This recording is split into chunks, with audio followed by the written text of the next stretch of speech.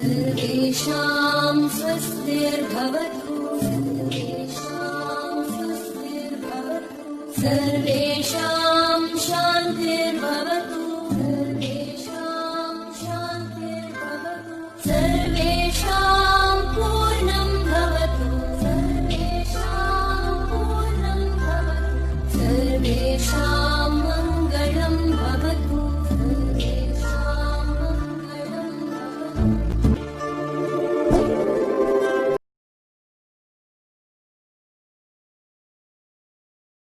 नमस्कार। Online classes में आपका फिर से स्वागत है।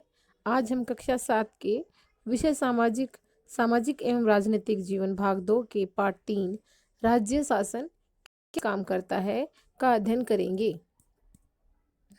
हम राज्य शासन कैसे काम करता है उसका आगे का पाठ पढ़ेंगे।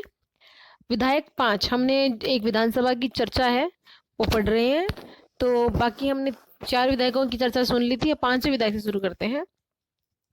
हमारे अस्पतालों में सुविधाओं की हालत बहुत खस्ता है।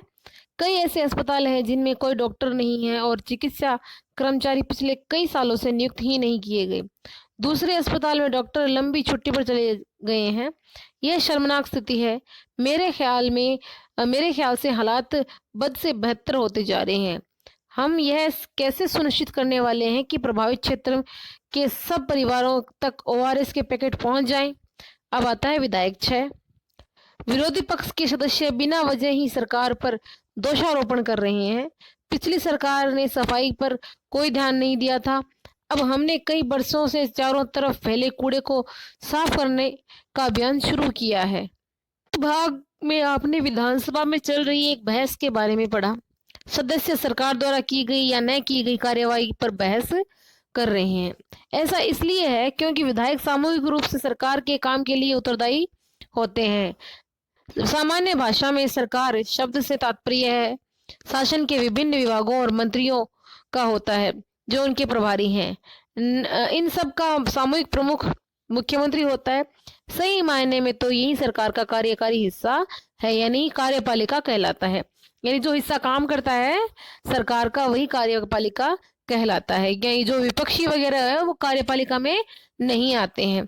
जो सरकार के मंत्री है जिनको विभाग सौंपे गए हैं वही आते हैं और इनका मुखिया कौन होता है? मुख्यमंत्री कहलाता है। दूसरी तरफ से सारे विधायक जो विधानसभा में एकत्रित होते हैं वे विधायिका कहलाते हैं।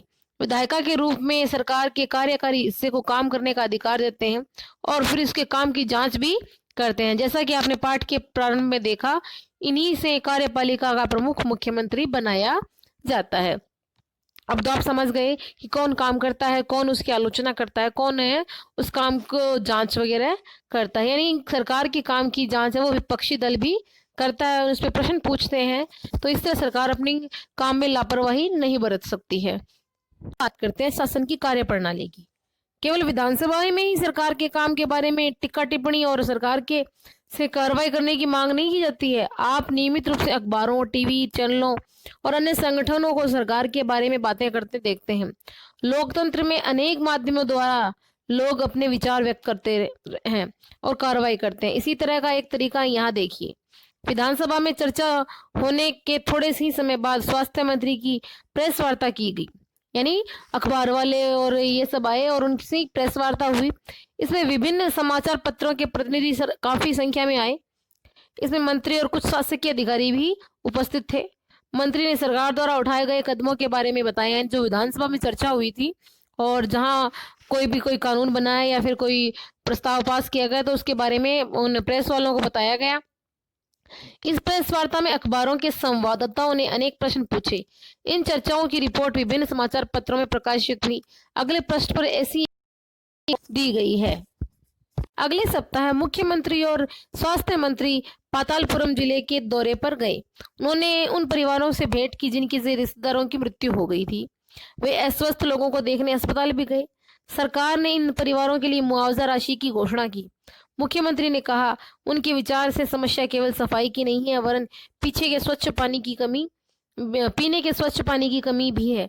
उन्होंने कहा कि ऐसे ही एक मुख्यमंत्री ने किया धनराशि का वादा कॉलम दिया गया है। पहले इसको पढ़ लेते हैं हम।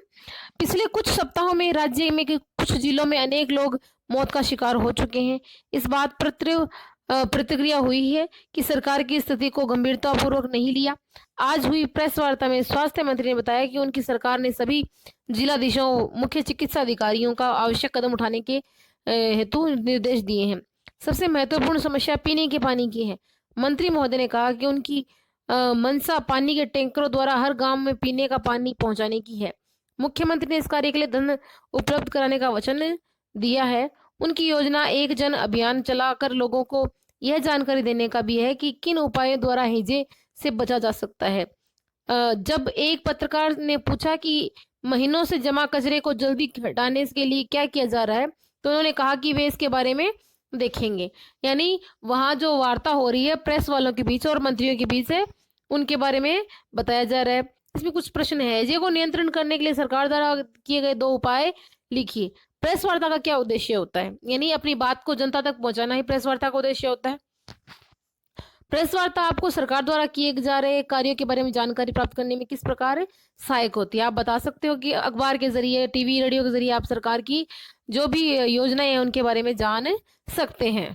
उच्च स्तरीय जांच समिति गठित की जाएगी जो सफाई सुविधाओं के लिए जिले की जरूरतों के बारे में विचार करेगी और लोक निर्माण मंत्री को दिशा निर्देश देगी ताकि वे क्षेत्र में पानी की उचित व्यवस्था पर ध्यान दे सके।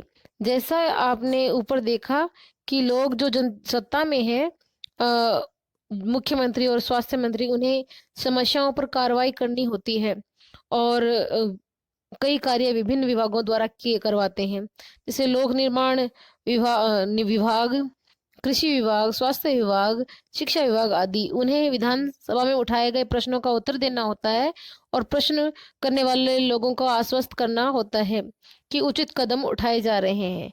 इसके साथ साथ समाचार पत्रों व अन्य माध्यमों में भी इन विषयों पर चर्चा होती है, जिसका उत्तर सरकार को देना होता है। और कई विषयों पर चर्चा भी होती है, इसका उत्तर सरकार को देना होता है, जैसे प्रेस वार्ता आयोजित करना। सरकार सफाई और स्वास्थ्य सेवाओं के लिए नए कानून बनाने का भी निर्णय ले सकती है। उदाहरण के लिए वह कानून बनाकर हर नगर निगम के लिए अनिवार्य कर सकती है कि शहरी क्षेत्रों में व्यवस्था हो। यह भी सुनिश्चित किया जा सकता है कि हर ग्राम में एक स्वास्थ्य कर्मी नियुक्त हो। किसी विषय पर कानून बनाने का यह कार्य प्रत्येक राज्य की विधानसभा द्वारा किया जाता है। इसके पश्चात विभिन्न शासकीय विभाग इन कानूनों का क्रियान्वयन करते हैं। पूरे देश के लिए कानून संसद में बनाए जाते हैं। संसद के बारे में आप अगले वर्ष में पढ़ेंगे। लोकतंत्र में विधायकों, एमएलए के रूप में जनता अपने प्रतिनिधि चुनती है और इस तरह शासन मुख्यतः जनता का ही होता है। फिर सत्ता पक्ष सदस्य सरकार बनाते हैं और कुछ सदस्यों को मंत्री बनाया जाता है। ये मंत्री सरकार के विभिन्न विभागों के प्रभारी होते हैं, जैसे ऊपर दिए गए उदाहरण है। उदाहरण में स्वास्थ्य विभाग है। इन विभागों में द्वारा जो भी कार्य किया जाता है उसे विधायिका द्वारा अनुमोदित स्वीकृत कराया जाता है। यहाँ पर एक चित्र है जिसमें लोग बैठे हैं, बहुत से लोग बैठे हैं, कुछ झंडे भी ले रखे हैं। इसमें लोग हैं विरोध, सरकार के कार्यों का विरोध कर रहे हैं। लोकतंत्र में लोग अपना मत व्यक्त करते हैं और सरकार का विरोध करने के लिए सभाएं आयोजित करते हैं। इसमें आप देख रहे हैं सरकार के कार्यों की निंदा हो रही है और सभाएं हो रही है। इसी के साथ ही आपका ये पाठ समाप्त होता है। धन्यवाद।